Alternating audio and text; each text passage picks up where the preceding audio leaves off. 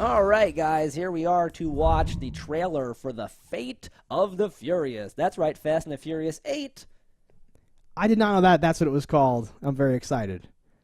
We almost watched I love these movies. We almost well, yeah, we love these movies. I've only seen 1, 6, and 7, I think, but I love them. And I've been defending them for a while. I didn't like 2, I think, maybe, and then I didn't see 3. 3 is the one you can miss.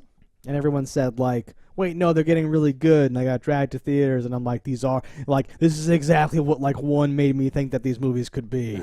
And that's the whole story we've told many times about. Now, the more money you give Vin Diesel, the more cool movies are going to happen. So let's do them before he gets too old. Fate of the Furious. Here it is. Have you ever smiled so hard tears form in your eyes? Daily. That looks amazing. Like, I love the sheer amount of cars that get destroyed just in this trailer. Like, I haven't seen this many cars get destroyed since, like, the Blues Brothers movie. which was different in tone. Oh, but this looks... I just love that there's no, like... You don't have to care about physics or reality or anything. They make sure just, of that. They just will, like, it's how much shit can you throw at things, and it's wonderful. It's like the perfect recipe of, like, exactly enough crazy and cool stuff, and just, like, you know, fun characters you've grown to love over, like, 10 years. I was going to say, so I have a whole thesis about this whole, series of movies, but I'm not super happy about Hacker Chick coming back because I didn't really like her from the last one. Yeah, but they called her family in the last one, so she'll be in it forever. Family. So, like, they're setting this up, and part of me deep down, so, like, I liked 6 more than 7. And I'm told I might like 5, even more than 6 if I ever bothered to go see it. It's on my list. But, for like, whatever reason, whatever. So, like, this was starting, and it's like, okay, we're just going to do more stuff, and The Rock's there and all that stuff. And then it takes this, like, dramatic turn. Because it's like, how can you keep, like, increasing? How can you keep, like, upping the ante or whatever? And they were just like, how about you two guys switch? That was their thing. And it's like, we can't switch. What are you talking about? And he's like, no, listen. And they created this fucking thing where now Vin Diesel is, like, the bad guy. What do you think? Do you think he has an evil twin? Do you think it's mind control? Do you think it's blackmail? We've already done, like an almost twinny thing already with Letty. So, like, I don't think a thing like that is going to happen. My thought is that Charlize Theron is, has some shit where she's like, I've put bombs in all of your teammates' heads, and they're going to die unless you do this shit for me. And then he does. And I love that Jason Statham's back. I thought he'd be back, but, like, not till, like, the next movie. I didn't think he'd come right back. I just love, though, like, they build these relationships, and you get a cast, and they just keep coming back. I think because it's so much fun. You make so much money for just, like, riding around in cars and, like, fucking doing cool shit. Every line is just like a line. Every line is a line that in some other movie you would quote, and it's just nothing but those lines. I'm gonna beat you like a Cherokee drum. Oh yeah, like they get out of it's like a prison break. They got Kurt Russell back to be like, it's so good. Well, okay, and like fucking Charlize Theron, the like otherwise generic whatever villain is played by her now to elevate it into some sort of whatever the fuck. She's some sort it's of great. They get chased by a submarine. Like, who would have thought that? If you were to say when Fast and Furious first came out, it'd be like, in the sequel, they're going to get chased by a submarine. You'd be like, how the hell would that happen? Right?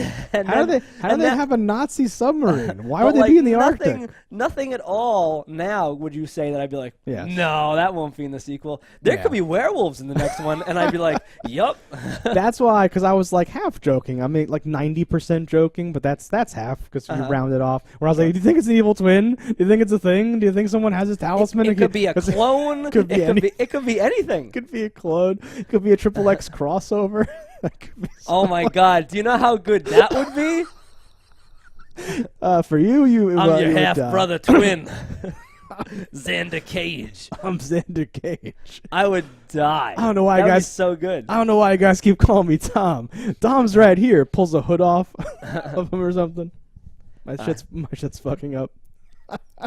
This wrecking ball shit was awesome. Like, I just love it because it's like every scene is like the most expensive scene from your average movie, and then it's like we just keep doing those. We just make a movie around those. We just have a dude who thinks of cool shit, and we just string it together in a loose plot because it's just gonna be good.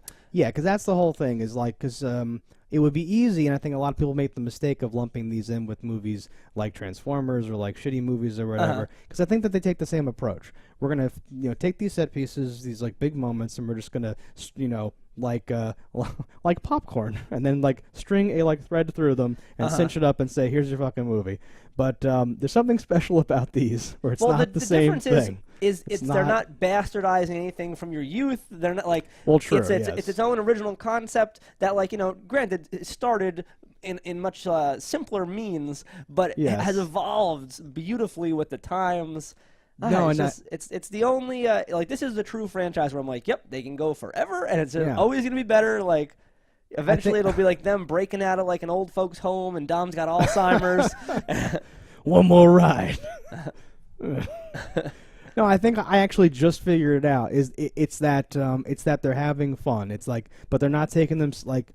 It's like if I could mention Z Nation again or something like that. He has to mention Z Nation in every it's video contractual. Well, because I thought it was going to be such shit, and it was, and I enjoyed it so much, and I think it's a similar thing here, where like the writers are not taking it seriously, but it is serious for the characters. We have to ricochet this thing off of this thing, or else the plane's going to get away, and it's 100% serious. And they're like enjoying what they're doing, or like whatever. But to the writers, it's like, you know what would be great? Let's just do this. It's this weird, Yeah.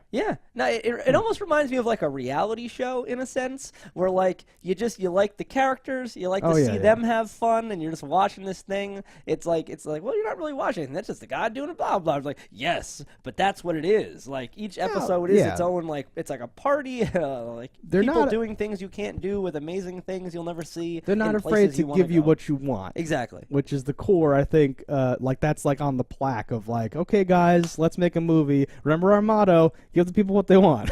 Just Yep. I heard The Rock might not be in future ones though. Him and Vin Diesel apparently had like a falling out. Holy shit.